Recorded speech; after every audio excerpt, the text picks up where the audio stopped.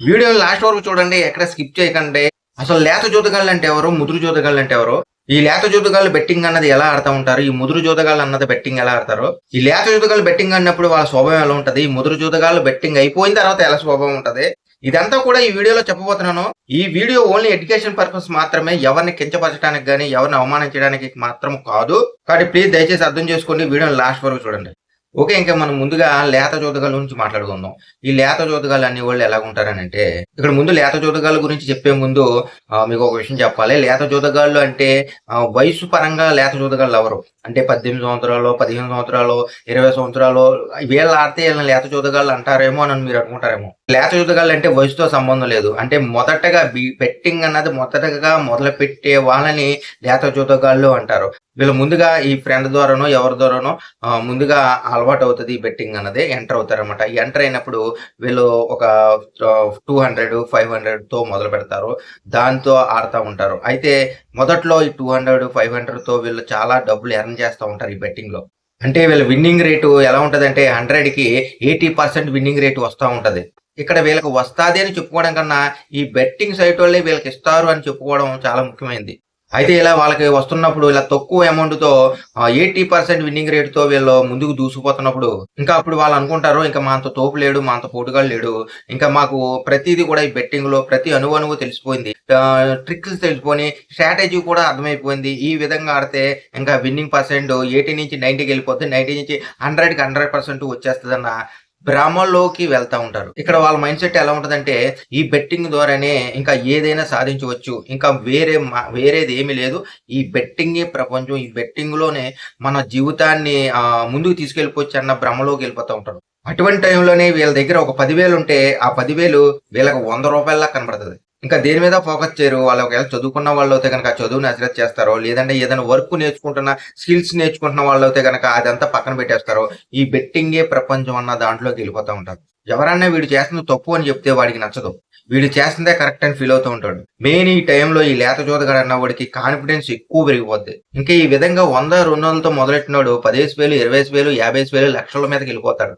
Main ఈడు mind లో మెదిలిదంతా ఒకటే, నాకంతా తెలుసు, నాకంతా తెలుసు, నాకు అంతా తెలుసు, నాకు ట్రిక్స్ తెలిసిపోయినాయి, స్ట్రాటజీలు అర్థమైపోయినాయి, నా అంత పోటుగాడు లేడు, పోటుగాడు లేడు, పోటుగాడు లేడు. ఇది లేత జోతగాడి మైండ్ సెట్. ఇప్పుడు మనం ముద్ర జోతగాళ్ళ గురించి మాట్లాడుకుందాం. ముద్ర జోతగాళ్ళు అంటే ముసలాలు అయిపోయిన వాళ్ళు ముద్ర జోతగాళ్ళు అనరు. ముద్ర జోతగాళ్ళు అంటే కొన్ని సంవత్సరాల నుంచి బెట్టింగ్ ఆడుతున్న వాళ్ళు అనమాట.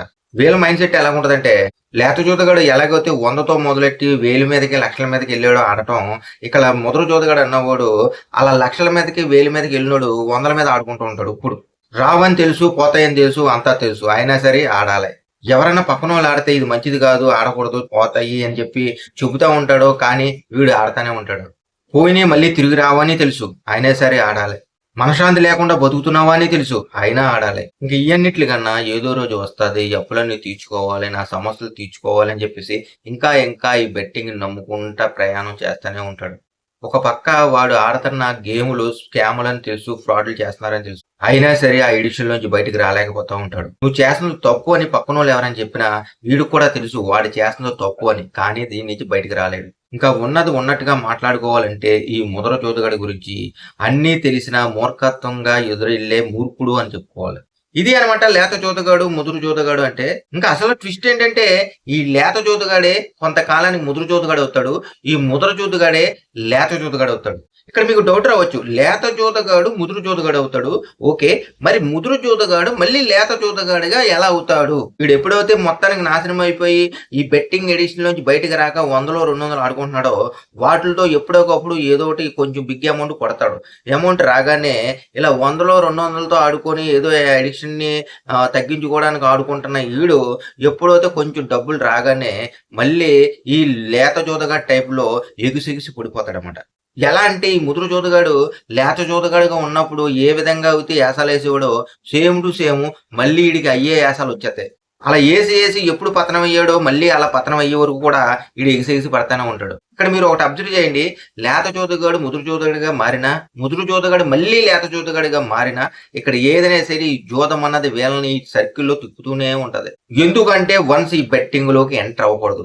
ఏమీ తెలియకుండా ఈ బెట్టింగ్ లోకి ఎంటర్ అయ్యి ఈ లేత జోదగాడు ఎలాగోతే ఈ బెట్టింగ్ ఎడిక్షన్ అయ్యాడో అన్నీ తెలిసిన ఈ ముదర జోదగాడు కూడా ఈ రోజు నాడు కూడా బెట్టింగ్ ఎడిక్షన్ లోనే ఉంటున్నాడు.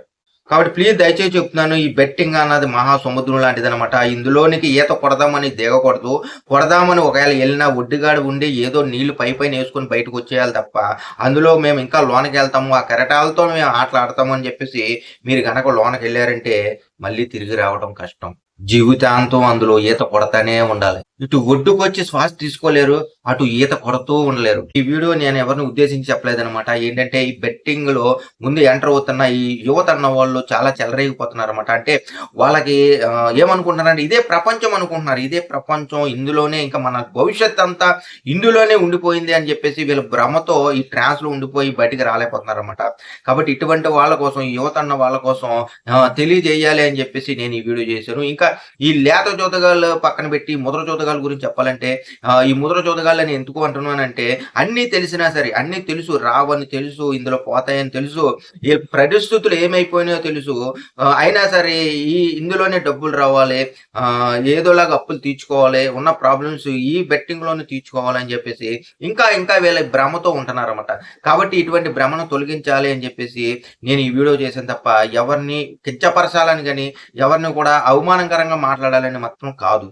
కాబట్టి ప్లీజ్ అర్థం చేసుకుంటారని కోరుకుంటున్నాను. ఈ వీడియో కనుక మీకు నచ్చితే కనుక ప్లీజ్ లైక్ చేయండి, షేర్ చేయండి. Thank you so much. ప్రతి ఒక్కరు కూడా నెక్స్ట్ వీడియోలో కలుద్దాం. బాయ్.